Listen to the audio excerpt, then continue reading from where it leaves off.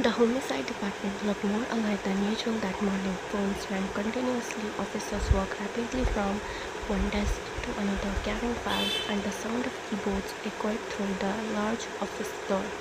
Outside the station windows, Seoul remained covered beneath dark rainy clouds, while thunder occasionally rumbled softly in the distance.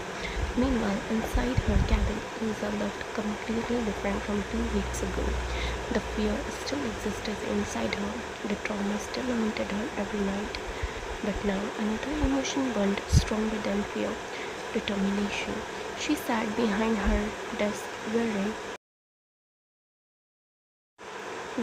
a dark blazer while several tech case filed meat spread open before her. Photographs of the victims covered the board behind her alongside timelines, maps, handwritten notes, and connections. She had been mourning for days without sleep. Her tired eyes slowly scanned everything again. 7 murders, 7 carefully planned executions, 1 killer, and now, for the first time, Lisa finally felt like she was getting somewhere. The cabin door suddenly opened. 3 separate investigation teams entered, carrying files and documents. Lisa immediately straightened in her chair. Report. Her cold voice instantly silenced the room. Team A stepped forward first. A middle-aged detective named Officer Park Min-jae placed a folder carefully onto her desk. We tracked the machine supplier. Lisa's eyes sharpened immediately. Continue. Min-jae opened the file quickly. We followed several illegal industrial purchases, records connected to the murder machines. He explained while pointing toward photographs inside the file. Most transactions were erased professionally. He paused briefly, but one IP address remained where Lisa leaned forward slightly. Busan. Lisa's fingers slowly tapped against the desk now. Min-jae continued seriously. The IP belongs to a man named Choi Dong-sek. Lisa repeated name quietly. Choi Dong-sek. Officer Min-jae nodded. He owns a hidden mechanical workshop operating illegally outside Busan Harbor. Lisa immediately stood up from her chair. Did you verify his connection to the machines? Yes. Min-jae opened another document. He specializes in customized industrial devices. Lisa's expression slowly darkened, meaning he could have built the execution machines. Exactly. The room became heavier instantly. Lisa looked towards the evidence silently before speaking again. What about his criminal history? Min-jae sighed softly. Illegal weapon modification, underground gambling connections, forged documents. He paused briefly, but nothing directly connected to murders. Lisa crossed her arms while thinking deeply. Then finally, good work. Min-jae nodded respectfully before stepping back. Then Team B moved forward immediately. A younger officer named Kang Jisoo opened her laptop quickly. We investigated the anonymous phone call regarding handmade silk. The warehouse step. Lisa's eyes narrowed slightly. Yes. Jisoo displayed several CCTV screenshots into the screen. The call came from a public phone booth in Eastern Seoul. Lisa stood beside the desk carefully watching the evidence. We checked nearby CCTV footage. Jisoo continued seriously, but someone intentionally deleted the recordings from that exact time frame. Deleted. Lisa's jaw tightened slightly. Yes, Jisoo looked frustrated now, and professionally. Lisa slowly looked up at her. You're saying the killer planned even the cameras? Yes. Silence for the cannon briefly. Then Lisa suddenly spoke firmly. Recover the footage. Jisoo blinked. Ma'am, I don't care if it's corrupted, erased, or burned. Lisa said coldly. Recover everything. Otherwise we can sharpen up. Even 1 second of footage is enough. Jisoo nodded immediately. Yes, Captain. Then finally, Team C stepped forward. An older handwriting expert named Officer Lee Song-ho adjusted his glasses before placing several comparison sheets onto the table. We analyzed the letter left inside your drawer. Lisa immediately looked at the papers carefully. And Officer Lee sighed heavily.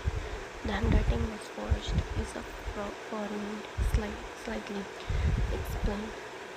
Officer Lee pointed towards the detailed analysis. The writing style imitates natural human inconsistency too perfectly. Lisa looked up slowly, meaning the killer expected handwriting analysis already. Officer Lee continued seriously. We trace similar forgery techniques to professional agency. Lisa's eyes narrowed instantly. What kind of agency?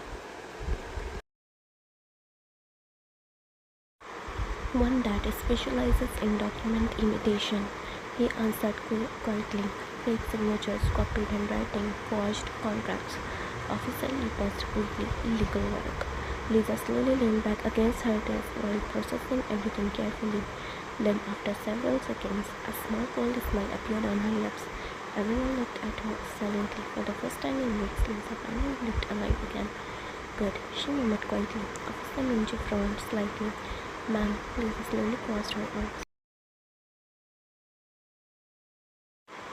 This means the killer isn't working alone. The room instantly becomes silent. Lisa looked towards all three teams carefully. We already suspect that. She continued calmly, but now we finally have proof. Her eyes slowly darkened with determination.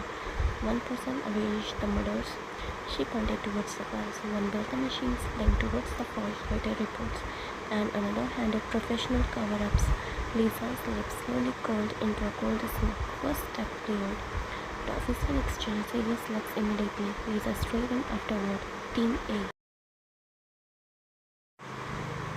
Arrest Choi Dong said immediately. Officer Minjay nodded quickly. Yes, Captain. Lisa then turned towards Officer Lee and Team C. Find that forgery agency. Her tone became dangerously serious now. I want every employee questioned. Officer Lee looked slightly surprised. You think they personally met the killer? Maybe. That single word carried dangerous confidence now. Lisa slowly looked towards the murder board behind her. But someone tell me something. Then finally she turned back towards the man, and when one person talks, she murmured quietly. This entire case starts collapsing. The officers immediately nodded. Yes, Captain. Then, one by one, the teams left the cabin quickly, carrying their files and evidence. But what Lisa didn't notice was the silent figure standing near the partially open cabin door the entire time. Hi. Her expression slowly changed as she processed every word Lisa said, especially the part about arrest. Her fingers tightened subtly